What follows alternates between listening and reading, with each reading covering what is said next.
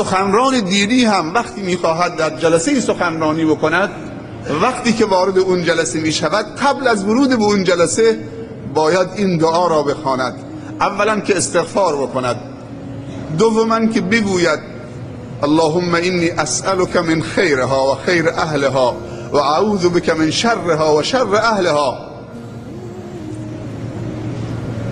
دعای ورود به اون مجلس، ورود به اون منطقه، ورود به اون شهر: خدایا من از خیر این مردم میطلبم و به تو پناه میبرم از شر این مردم. خدایا منو عزیز و محبوب بگردان نزد صالحین اون مردم. اینا دعاهایی است که و خدایا به من توفیق خوب گفتن و خوب عمل کردن و نفع رسانی به بندگانت، به امت اسلامی نصیب بفرما. با استغفار بیاد پشت این تریبون و نگاهش این باشه به مردم،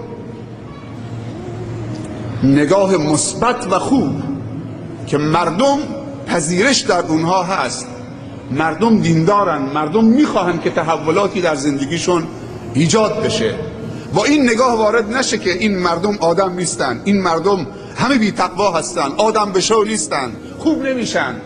این نگاه مسمومی است و یک داعی و دعوتگر نمیتواند ارتباط معنوی بین خودش و بین اون بندگان خدا برقرار بکند. اینها بندگان خدا هستند، اینها مؤمن و مسلمان و مسلمان زاده هستند، خیر درشون هست، خدا و کلام خدا رو دوست دارند، رسول خدا رو دوست دارند، دین و عقیده و ایمانشون رو دوست دارند، آخرتشون رو دوست دارند، بهشت رو دوست دارند. با این نگاه با مردم صحبت بکنیم. عزیزان و سروران، از اینکه توفیقی حاصل شده باید همه شاکر باشیم. روز جمعه بهترین روز هفته و یکی از بهترین روزهایی که آفتاب بر اون طلوع کرده، روز روشنایی و درخشندگی.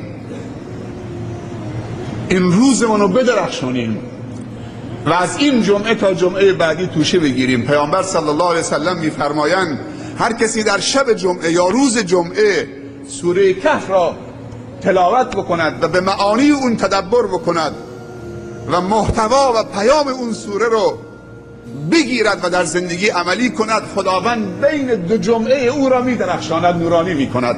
یعنی از این جمعه تا جمعه آینده رو میدرخشاند، از تاریکی نجات پیدا میکنید. مگر ما در سال چند تا جمعه داریم؟ هنوز این جمعه تمام نشده، شب جمعه بعدی آمد. این نور و همینجور و درخشندگی رو با سوره کهف همینجور در طول هفته در معانی سوره کهف فکر میکنه. امروز سوره کهف جداگانه در هر مسجد جامعی چاپ شده، با ترجمه های به زبان های مختلف و سلس و روان در اختیار بندگان خدا قرار داده شده. هنوز درخشندگی این ازش کاسته نشده، میاد نورش رو افزایش میده. انهم فتیة آمنوا بربهم و زدناهم هدی. هدایت همیشه قابل افزایش هست. بلا فاصله این کار مبارکش و با اون کار مبارک جمعه بعدیش، دوباره شب جمعه بعدی میاد دوباره سوره کهف میخواند. این نور رو به این نور جمعه قبلی و درخشندگی متصل میکند. دوباره جمعه بعدی، دوباره جمعه بعدی، همینجور فکر و ذهنش مشغوله و قلبش اینکه که شب جمعه بیاد تا دوباره تجدید بیعت بکنه با معانی سوره کهف. وقتی خبرش شد که هر 50 خورده جمعهش در طول سال نورانی کرده و این نور رو به هم وصل کرده، یک کار سبکیه ولی اجر بزرگیه، امتحانش بکنید. اما موضوع صحبت امروز، استاد فتحی یکن در کتاب قوارب نجات فی حیات الدعات، قایق‌های نجات در حیات دعوتگران، اشاره می کند به نفس انسان و بعد میگوید که مداخل شیطان به نفس انسان 7 مدخله. این 7 مدخل رو من خیلی مختصر میگم، مسدودش بکنید. تا تا شیطان احساس نکنه که در سرمایه های ما ذی حقه و صاحب حقه. کاری بکنید که هیچ شیطان و شیطان صفتی و ظالمی در سرمایه های ما و شما طمع نکنه، هیچ دشمنی در سرمایه های ما طمع نکنه. ایمان یک سرمایه است.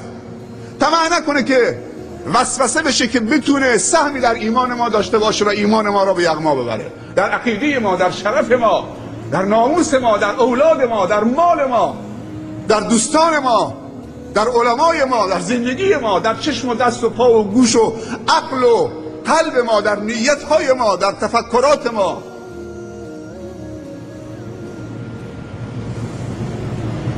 اونها رو ناامید بسازیم، دوستانمون رو امیدوار بکنیم که همه در زندگی ما سهم داشته باشن. همسر ما در زندگی ایمانی و اخلاقی و علمی ما سهم داشته باشه. اگر ما مؤمنین رو در سرمایه هایمون سهیم بداریم، همه سرمایه دار خواهند شد. اگر عالم دینی بگه این یک سرمایه است، همه مسلمان ها در این سرمایه در من سهیمن و شریکن، در نتیجه در اختیارشون میگذارد. اگر تاجر مسلمان بگه همه در مال من سهیمن، سهم همه رو باید ادا بکنم، نگاه کن چطوری همه سرمایه دار میشوند. اگر حاکم مسلمان بگوید همه در سلطان من سهیمن. خطبه ابوبکر صدیق رضی الله عنه وقتی خلیفه شد، سیاست کلی زندگیشون و خلافتشون در یک خطبه در اولین جمعه بیان میکردن و در اولین خطبه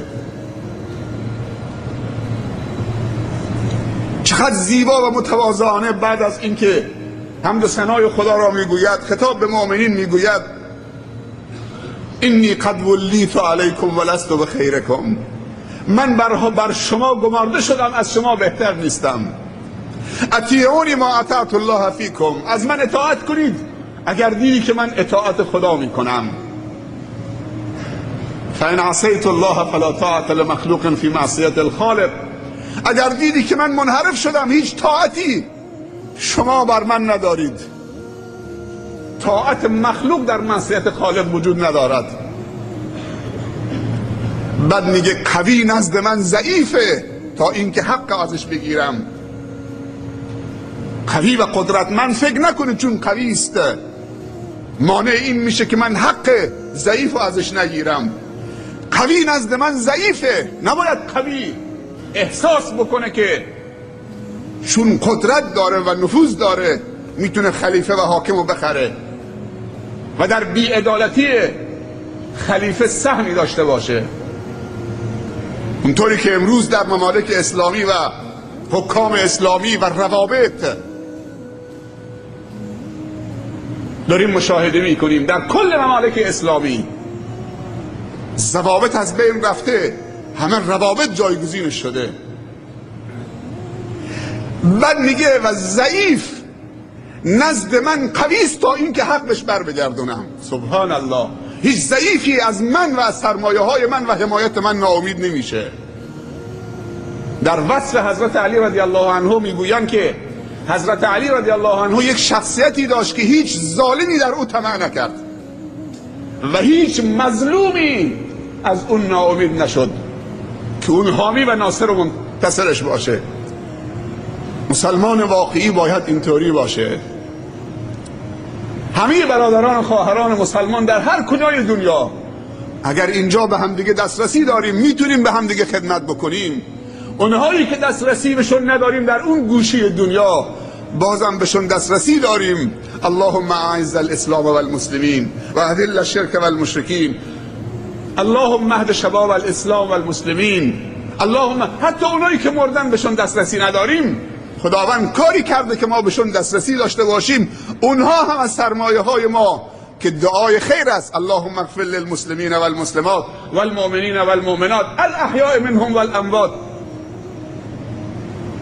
خداوند طوری میسر کرده که هیچ مسلمانی از سرمایه ها و دارایی های برادر و خواهر مسلمانش در هر کجا، چه روی زمین چه زیر زمین، محروم نباشد. مداخل